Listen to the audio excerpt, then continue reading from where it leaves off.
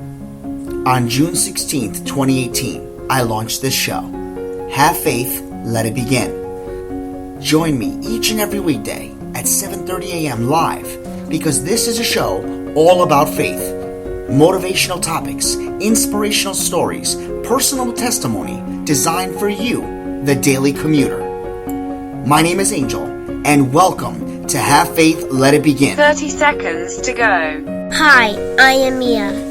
You're listening to Have Faith, Let It Begin. Hi, my name is Isabella, and you're listening to Have Faith, Let It Begin.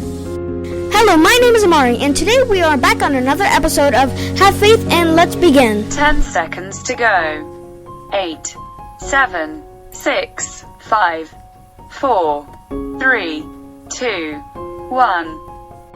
Hi, my name is Angela, and you're listening to Have Faith, Let It Begin. Hello everyone, this is Angel from Have Faith, Let It Begin. Today is a very special episode. Today, we will have our very first guest. Her name is Angela. I am asking each and every one of you at this time to put everything aside. Open your minds, open your hearts, and allow her to express her story and to share her personal testimony with you today. For Have Faith, Let It Begin, my name is Angel, and here is our guest, Angela.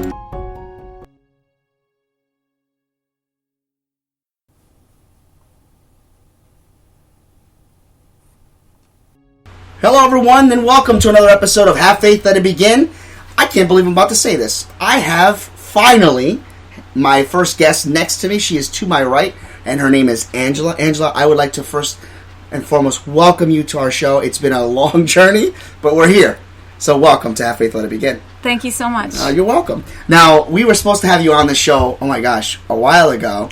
But, you know, I went through some things and we couldn't get our... Well, it's my fault. I gotta put it on me. It's my fault. But I'm so happy to have you here. Let me just, before you get started into your personal testimony, let's just backtrack a little bit. We met because my niece, who everybody hears, Bella, she's the one that does the... My name is Isabella. She went to 12th Rock, which is where you are a coach. Is that right? Yes, that's correct. Okay, and I went to go see her play one of her last games. Mm-hmm. And at the end, what did they have you do now, just to recap the people? They just had me go through and, talk a little bit about my testimony and how I came to my faith and about my love for the game and, what 12th Rock means to me. Gotcha. And I think I didn't, if I haven't mentioned, it was basketball.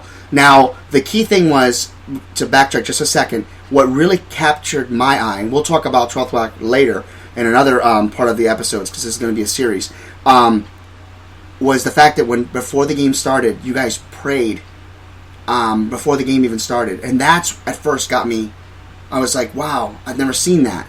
Does that happen in all the games? Yes, 12th Rock is a sports ministry, so, it's really about Jesus and faith first. So, they open up that way, and they always share during their halftime as well. So, yeah, they that's really awesome. That and I can't wait to talk about that. But I don't want our viewers to have to wait. I know that they've been waiting for you to be here. And to end on that part, she gave a personal testimony right at the end, and that's when I knew she had to be on the show. So, with that being said, I'm going to turn it over to Angela and welcome her on the show. And I encourage each and every one of you to write to us. This is a pre-recorded show because it's her first time, and I wanted to make sure that she was ready and we were able to provide her with a good environment. But remind you to everyone, write to us, angel@havefaithletitbegin.com.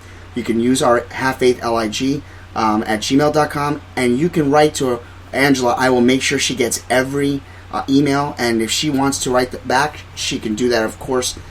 So please listen up. This is an amazing story. And with that being said, the floor is yours. Ladies and gentlemen, this is Angela. Again, I just want to thank you, Angel, for this opportunity to share on your podcast, and we can wait and see how it goes before you thank me for sharing. Okay. It was a few months ago when I first shared part of my testimony through a sports ministry called 12th Rock. I had never shared my testimony before, but Greg and Mark, the founders and leaders of 12th Rock, asked if I would share not only a brief testimony, but also share about my love for basketball and what 12th Rock means to me. Simply put, 12th Rock was an answered prayer. I had asked God to help me find a way to combine two of my greatest passions, my faith and sports. Then one Sunday morning, 12th Rock was mentioned at church. Fast forward 3 years, and I'm being asked to speak at the end of the season ceremony. I teach to numerous high school students every single day, but the idea of sharing my testimony to a small group of 9 to 12-year-olds and their families had me a little stressed. It's one of those things you can't really say no to, though, so you say yes, and then you pray you get sick the day you're supposed to speak. Actually, speaking of prayers, as I was thinking about what I was going to say and how I was going to say it, I remembered a prayer jar I started a few years ago. I would write down a prayer and a Bible verse to go along with it, and then place it in the jar. I remembered a specific prayer I had put in the jar. I had written down the verse from 1 Peter 3:15. But set Christ apart as Lord in your hearts, and always be ready to give answer to anyone who asks about the hope you possess. My prayer was, Lord, I pray that you not only prepare me to share my testimony, but also to share the good news of the gospel, for you to use me to help spread your word. Help to give me the strength, courage, and wisdom to speak up and speak out in a kind, loving, and effective manner. So here I was, 2 years after putting that prayer in the jar, wondering why I ever decided to put that prayer in the jar. I remember getting through it and being so thankful it was over, and then heading over to get my water. Then I see this man walking towards me. I'm thinking, I wonder what this guy wants. That's when Angel proceeds to introduce himself and tell me about his faith-based podcast, and wondered if I would be interested in sharing more of my testimony on his show sometime. I don't want to lie on a faith-based podcast, so the truth is, I thought, no way do I want to do that. I barely made it through this. But I also knew God was still answering that prayer and opening another door for me to walk through and share about the hope I possess and the good news of the gospel. I remember wanting to write down my testimony for years, but never getting around to it. I always felt like I wasn't where I wanted to be yet, in my life and in my relationship with God, and that my story wouldn't do justice to how amazing our God is until I was at a certain spot in my life and in a certain spot in that relationship. But maybe the worst place to be is that place you think you want to be. Because if we're already at that place we think we want to be, then what more will we strive for? How can we keep growing and improving in our lives and in our relationship with God if we think we are already at our best? Even though I have learned a lot, I have a lot to learn. There is always room to grow, and each day I have a choice in my attitude and effort I put into this life. I hope to choose wisely. Looking at my story, or anyone's for that matter, I see a past that is written, a present being written, and a future yet to be. I also see God in it all, for He is the one in control. Until this life is over and I enter into my eternal home, I hope to continue to grow my relationship with Him as my story unfolds. So this is part of my story, a work in progress, as am I. I was born in a small town in northern New York to two parents who decided to honor their commitment, defy all odds, and endure a marriage that has lasted 40 plus years. Try not to judge. At least they got one good thing out of it. 2, if you count my brother. If you ask them how it lasted, the answer is simple. God. My mother grew up going to church, and I remember her speaking of the impact of that on her as a child, whereas my father's background was a little different, having not grown up attending church on a regular basis. Ultimately, over time, both of them grew in their relationship with God, which provided me with the blessing of growing up in a Christian home. We were the family who went to church every Sunday. My dad was an elder, and my mom worked on various committees in the church. I was the kid who was active in the church youth group, and we even lived right next door to my pastor. Talk about having to be on your best behavior. It was this pastor, Lester Ballman, and his wife, Carol Ballman, who helped impact my parents' walk with the Lord, and ultimately impact mine. At the time, I never realized how blessed I was, and how fortunate I would one day come to realize I am, for having been provided with a foundation built on Christian principles and values. I accepted Christ into my heart at a young age at a Christian summer camp. I was a good kid for the most part. I think 98% of people would agree with that statement. I was respectful and never really got in much trouble at school. I did well in most of my classes and found relative success in athletics. Life was pretty good for me, and I thought of God as part of that pretty good life, on Sundays and at church youth group. I definitely wasn't thinking about Him as much as He was thinking about me. But I believed in Him, and I believed I was a Christian. Looking back, I realized I may have known about God, but I didn't really know God. I didn't have a real relationship with Him. When I went off to college, I no longer attended church on a regular basis, and all my focus was on what I wanted to do. Life was all about me. I was fortunate enough to play college basketball, which became one of my top priorities, along with my classes and hanging out with my friends. In the moment, I thought I was having the time of my life and making the best memories someone could make. But what I was also making was poor choices. As great as college can be, I often joke it's the worst place you can send a child.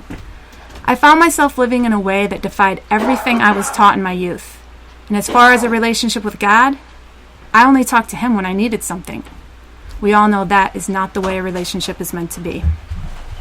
It wouldn't be until years later that I would find my way back to my roots and begin a real relationship with God. In fact, after college, my priorities still weren't much different. As years went by, I knew the life I was living was not the one God wanted for me. And then one day I got a call from my brother. He wanted to know if I wanted to get baptized with him. Having grown up in a Christian home and having that foundation, I knew this was the next step I needed to take. So that year, on Good Friday, my brother and I were baptized. And even though I started thinking differently, everything didn't change for me, because I still didn't change everything in my life for God. The pastor who baptized us talked about the importance of getting into the Word and getting connected in a church.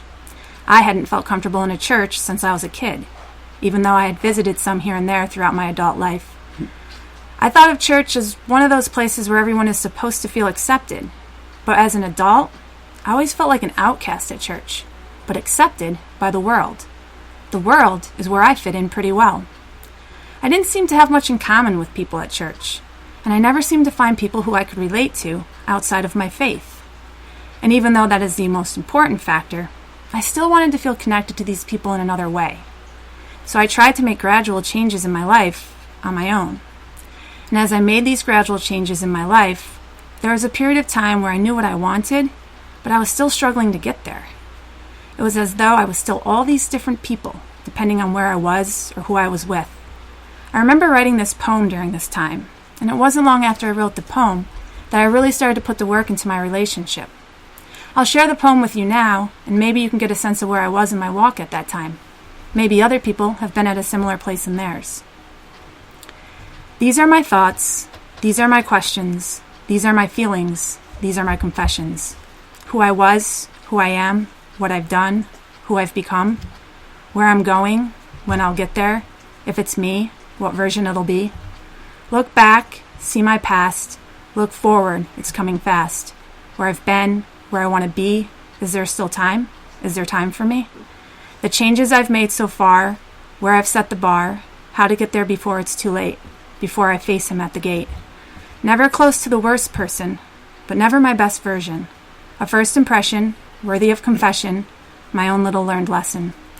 Some have come and gone, left with only a verse of my song, a vivid picture ingrained in time, creating images in their mind, and memories that have become how I'm defined. Others remain today, but have they really seen me along the way? Do they sing the same verse, where my guilt holds on like a curse, because it's there, I was at my worst? Do they really know who I am? Have I let them in? And if not, then when? Why do I sit in silence, without courage to speak out? Why do I cover up my faith, when it's become everything I'm about? A past that can haunt me, a future struggling to begin. Can they merge? How will they blend? What if they knew what I truly believed? How would it be received? Would things be the same? Should they be? These are my thoughts. These are my questions. These are my feelings. These are my confessions. As I read that again, part of me feels ashamed that I couldn't fully step out. What was preventing me from fully committing? Why couldn't I let go of my past? Why couldn't I start the future I wanted? My faith was starting to become the most important part of who I am. I wanted that to define me, but I was holding back for some reason. Then I started attending a church and reading the Bible on a regular basis. I started to seek and get to know God. I started to have a real relationship with Him. I didn't just believe in God, I started following God. I think this is the ultimate moment, when we go from simply believing in God to truly following Him and serving Him. There was one specific moment at a spot on a bike trail where I would read my Bible that I remember praying to God and no longer wanting anything to separate me from putting Him first in my life. I remember calling my mom and being like, "Mom, do you remember the joy you could see and feel in Carol Bauman? I have that joy. I feel that joy." Until you feel it, there's no way to explain it in a way that does it justice. I felt a joy and excitement for my life in a way I had never experienced before. I knew in that moment that my identity was found in Jesus Christ, and I felt a newfound purpose for my life. There was a desire to be obedient and faithful. I started viewing life through the lens of Scripture and found my best days to be the days I was third, behind God and others.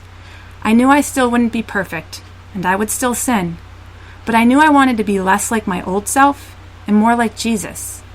I also knew He loved me and had forgiven me, and I needed to love and forgive myself as well.